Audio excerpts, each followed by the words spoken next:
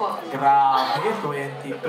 Okay, Aaron? Yes, MJ, we have a question from Teacher Joe Bonson. Na big fan ni Ian Veneracion, di ba? Oh. Magandang tanghali po. Kasi, Sweet. congratulations po sa God to Believe. Lahat po ng fans nagtatanong din sa akin. Kasi po yung mga estudyante ko, yung number 1 fan nyo. Ang tanong po nila, what are the other stories of ending? Yung what ending? Paano kayo magtatapos? Yung ano yung mga napag-isipan nyo pong ending na before nyo na decide na ito yung ending niya. Pero although yun po yung inyong plot, na hanggang doon na lang po, meron po ba kayong narinig din sa mga fans na suggestions? Ganyan. Okay, so in a nutshell, direct, ano yung mga kinoconsider nyo ending ng Got to Believe? May mga options ba kayo? Are you listening to fans? Ano ba? Options? Parang, of course, in your brainstorming, lalabas yan. No? There will be many options. But for, dun sa na-decide na, hindi na, di ba? Meron na talagang na-set, no? Sila Hen, kasi Hen daw, there are suggestions, but more than suggestions from the fans, these are speculations. Natuwa ako na pagpasok ng book 2, marami silang hinuhula, like, hindi naman totoo may amnesia si Ryan, kunwari lang to, ganyan-ganyan. Natutuwa kami kasi at least, no, nakikisali sila. But we were not reacting. I personally, hindi ako nagre-react because I want them just to enjoy, no, speculating and making hula and magulat na lang na sa ending kung ano tong ending. It means kasi very, reactive sila dun sa soap. Si Hen ba kami masarap? MJ, si Henry. Oo. Hello, nandito po ako. May definite ending kami. And then suddenly, someone reacted na a bit of trivia lang. May iba kaming pinlanong ending.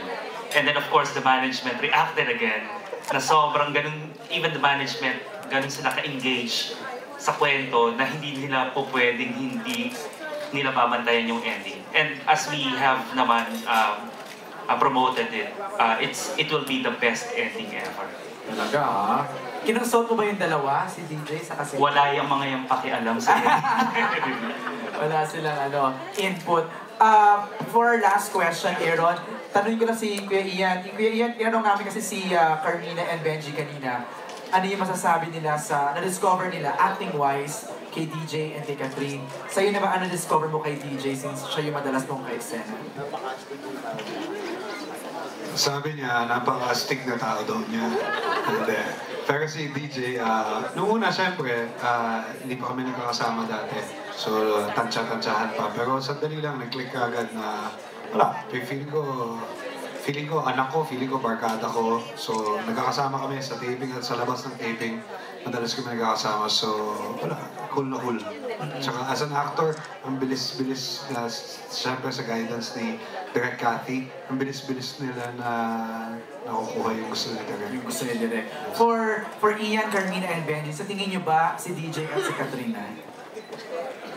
Based sa inyong mga napapansin off-cam, sa tingin niyo ba si DJ at si Catherine ay mag-on na? Ano? Tanong lang naman yun na, Daniel. Mina. Bakit ako? Observation lang naman. Ito naman yung observation nyo lang.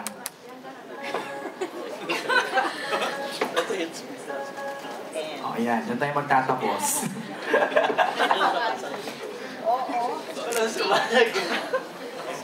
Direk Richard, baka gusto mo sumagot?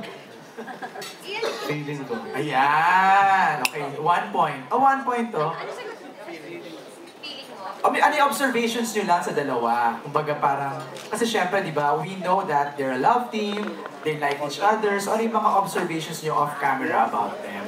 Na para bang mas naging close talaga sila because na-extend yung kanilang working relationship, yung ganyan.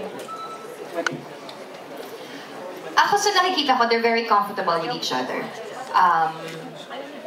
Kasi sweet sila pareho eh. Hindi lang naman sa kanilang dalawa. Sweet sila sa amin, sweet sila sa lahat ng tao.